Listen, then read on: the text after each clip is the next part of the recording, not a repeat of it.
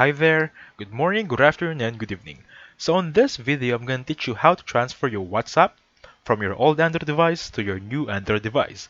So technically, we're just transferring your chats from your old phone to your new phone.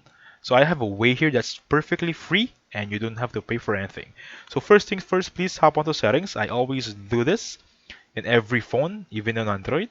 So basically, we're just looking for update on status. Click on system update right there, and it says the system is already the latest version. So basically, I just want you to see this also.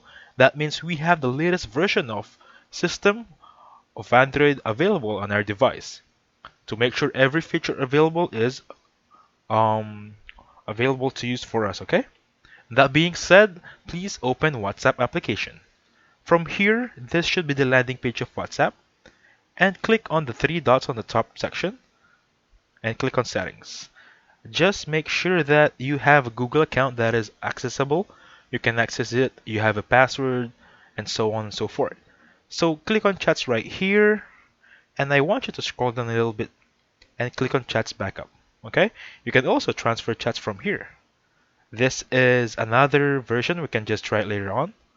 So from here, click on chats backup. Make sure that you choose this option. Backup Google Drive only when I tap backup to save a little bit of space. So I already backed up my drive earlier. It's 11:26 last backup. It's already 11:30 just yet. So just click on backup right here and it will take around a minute or two. And once that's done, open your new phone and then download WhatsApp.